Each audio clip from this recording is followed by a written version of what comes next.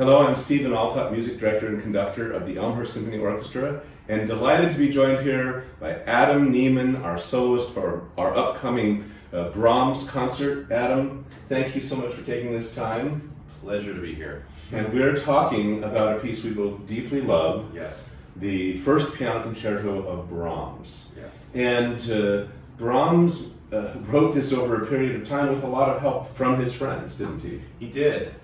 What's amazing to think about is how young he was writing this piece. He's basically a 20-year-old, we call him a man, I suppose, at that age. Young man. Very young man.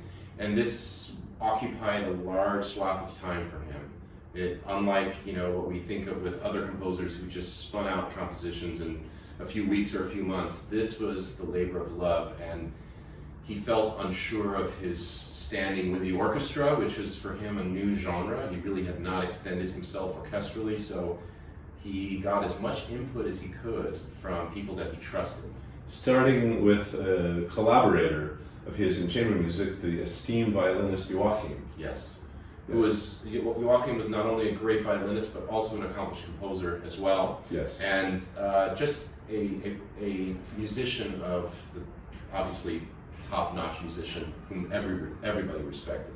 Yes. And Joachim was not afraid to tell young Johannes, no, don't do this and do this, yes. and really give him direct feedback, which must have been an amazing thing. But unlike, say, for instance, the people in Tchaikovsky's circle, yes. who usually took every opportunity to give feedback to critique him harshly, Joachim could also be quite supportive and complimentary when he recognized real worth. Absolutely. I think Brahms was, very lucky that he had an affirmative group of supporters, who weren't afraid to take him to task, but at the same time always built him up and helped him to make things better, not worse. Exactly. And then another protagonist in the creation of this was Clara Schumann. Yes.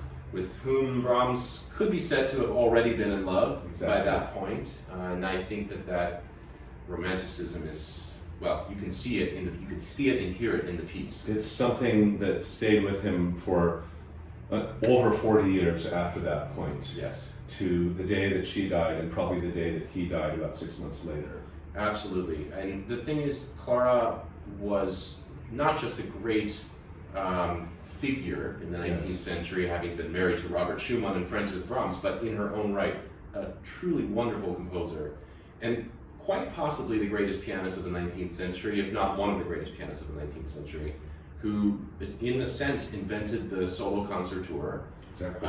And was the first pianist that we know of to really play memorized recitals. So thank you, Clara, for that state of our existence. But her pianism, by all accounts, was dynamic. It was powerful. It was incredibly agile and fluent. It's interesting that Brahms's way of writing for the piano maybe doesn't seem at first glance to be an homage to that type of pianism. It's not lots of quick notes and scales and arpeggios the way we think of, let's say, with Mendelssohn or Schumann, with lots of runs. Brahms is a chordal writer. Everything is very thick and majestic. And I'm sure, I'm just using my imagination, I'm sure the discussions about the piano part of this were probably a point of contention with maybe Joachim and maybe with Clara, because Brahms had a unique way of writing for the piano. Well, he did, and I always find that these concertos, particularly the second concerto, at least for me, are opportunities to get insight into Brahms' personal musicianship. I think he wrote music he loved to play. Yeah. And we see these influences, and again, I'm talking about both concertos now, but at times fiery, at times whimsical, at times incredibly lyrical. In the first concerto, majestic, as you said. Yes. And it's just, to me, a little window into how Brahms must have been at the piano. Do you find a bit of that yourself? Very much so. And there's a wonderful oil painting of Brahms. It's quite famous, so probably many of you have seen it. You see an older Brahms, bearded, stout, cigar hanging out of mouth, leaning back as of his girth, and playing. He's in a crossed hand position. I know what he was playing. He's playing the Second Rhapsody, I'm pretty darn sure. But you see him in this position, eyes closed, head up. There's something about that oil painting which conveys an approach to the keyboard that's very objective. It's very powerful and rich. It's standing back here and thinking of the piano as a very large instrument. It's not inside and lots of small jagged movements. It's very large gestures. Exactly, and certainly the polar opposite of another great virtuoso who was a contemporary Franz Liszt. That's right. Couldn't be more different. Couldn't be more different, and that extends not just to their approach to the piano, but their avenues of composition, their sphere of influence and friends, and that's a whole other talk, isn't it? It is. Yeah. So let's talk just a little bit about each of these three movements. The first movement has a very long orchestral introduction, and it's quite symphonic in its feel. Yes. And you're a very important sort of contributor. You make your own statements, and then you're also together with the orchestra. It's really a classic concerto in that sense. It is. I think Brahms does something in this concerto that very few other composers really dared to do, and that is to integrate the soloist into the orchestral writing. Yes. In a way that makes it feel that the solo instrument is also symphonic. Yes. And that actually begins before this concerto came into existence. You think about something like his third piano sonata in F minor, the opening. I'll just demonstrate the opening of it.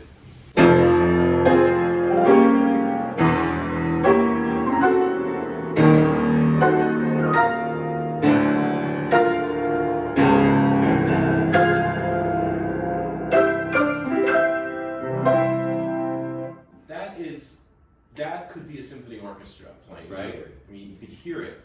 That's not your typical way of opening a piano sonata. If you think about the opening of the Tchaikovsky concerto. Yes. Exactly. That's it's right. sort of setting up a similar bass, middle, treble. Yeah. Using the whole keyboard. The and whole everything. keyboard. Yeah. And so immediately you're struck by the piano's very first entrance is actually not the first theme, right? The first theme of the piece, it begins in the orchestra, as Stephen said, and it's got this big theme,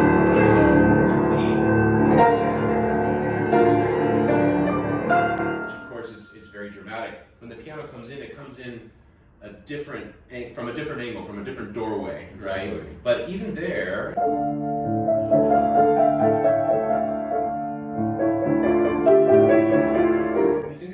he's spreading the harmonies across distance on the keyboard. It's, there's a sense of width and girth to it. Also the temporal experience. It feels very patient. Yes. Brahms is very patient. It's one of the longer concertos. Yes. In fact, both of Brahms' concertos I call second half concertos. Right. In other words, you can finish concerts with them in a most satisfying way, which is exactly what we'll do. Mm-hmm. We'll start our concert with the Third Symphony, a marvelous piece of music, and it works well as the start of a concert. Yes. It ends quietly and has so much chamber music in it.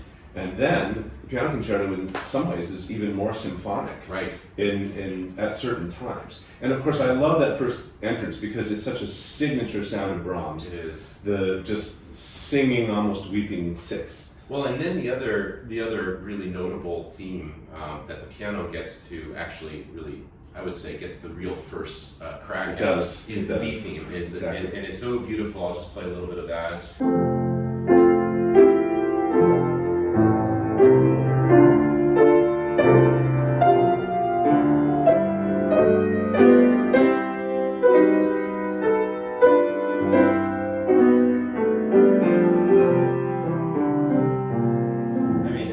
It doesn't get more satisfying to play than that. Well, and thank heavens that not only do you get to play it, yes, but then I get to conduct it, yes, with the strings. Oh my God! And it's in a great key, yes, for the strings at that moment. Oh yes. And the piano rides on top of when he then has the orchestra play that, the strings just singing their hearts out. The piano gets to ride on top of that. I mean, I can tell you that I've played this piece a lot with orchestra, and it's one of the most satisfying pieces to perform, not just to listen to. I literally get shivers down my spine when I play it because I feel like I am part of something much larger than myself. Absolutely. I imagine that a Wagnerian singer, maybe singing something like Tristan and Isolde or parts of the Ring, might feel that similar feeling of being a part of something so enormous And actually bringing up Wagner, I find that this is a very Wagnerian concerto in the way that we just described it. The piano is integrated into the orchestra. It's a protagonist, of course, Yes. but it's still a part of something, and that's of course something Wagner would do in opera that was very different from the trends of sort of setting the singer aside from the orchestra and having big arias. Yeah. And instead you had the singer just as a part of the narrative that the orchestra was really unfolding. I feel just so honored to be a part of what the orchestra is unfolding in a piece like this concerto. Well, we see this will be our 4th collaboration so far. Yes. And it seems just like with everyone, it gets more, even more enjoyable, although it was great from the start. But this will be the first time we've done Brahms together. We've done Grieg and Chopin and Rachmaninoff. And, Right. I'm so looking forward to this. Me too. It's kind of funny for me from a conductorial sense that the concerto starts in almost exactly the same tempo and feel as the 3rd Symphony, which begins with ya-dum, bim ba ba, lam bum ba, and of course the concerto begins with bum, bim bum, bim bum. That's right. Ya-da-da. You could almost just take your metronome and move it from one to the other. But then, of course, in the concerto, we get that beautiful second theme that you just played, in which we feel more in 6, and it's very expansive. And speaking of expansive, there's just a gorgeous second movement. Oh my God. Well, I think of the second movement as like a hymn, actually. It's very choral, I find. It is. In both the orchestral writing and the piano writing. I'll just play a bit of the first entrance of the piano, which is an imitation of the orchestra's first entrance. But you just listen to the way that the voices compound, and very much the way a choir might sing.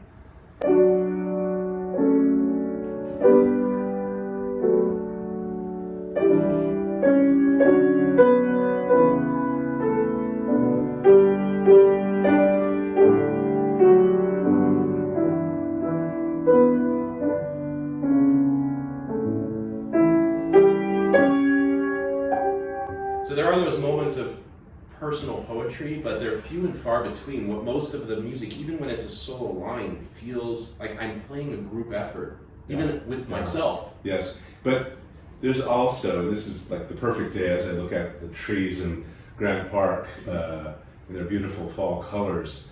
There's this incredibly sort of, what's the word? Reminiscent, autumnal, that's the word I was getting to, character. Yes. And if somebody said, okay, this is the 5th of Strauss's 4 last songs, you would totally believe it. Right. And this is coming from a 20-year-old. And it just shows what an old musical soul he had. Yes. I'm often fond of asking my students when I'm teaching Brahms Requiem, was this the Brahms with the beard and the cigar? Right. Or is this the clean-faced young man? That's right. It's the clean-faced young man who was already writing masterworks. I mean, it's interesting you say that because, from what we understand from Brahms' own words, his appearance became an extension of his persona.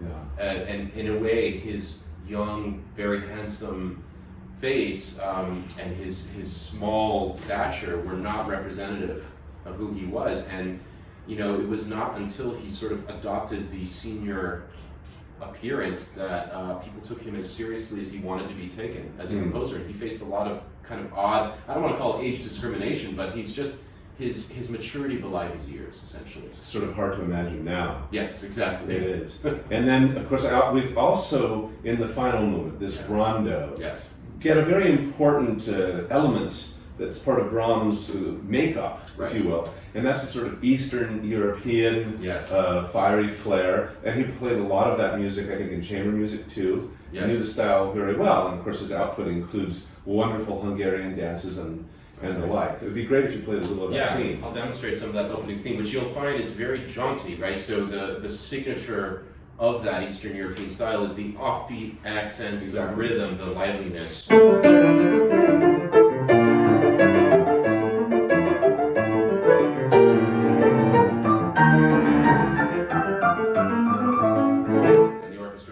Joins me with the same music, the same pizzazz, and so when Brahms was quite young, so even earlier than this piece, he was on tour with a great violinist, Hungarian violinist, another Hungarian violinist, Reményi, and he performed in some pretty let's just say, unsavory locations. So Brahms was being surrounded by a lot of drinking people, there's prostitution going on, and he's playing music with his violinist. And it's a very interesting contrast, this very focused and serious person, Brahms, in the midst of all this, but he adored the music of that ilk. And so imagining him just being influenced by the string sound of Remenyi, and then of course Joachim, who was also Hungarian, but maybe of a more disciplined nature than Remenyi, who was a little more of a fiddler style player. You know, Brahms, a lot of Brahms' last movements incorporate that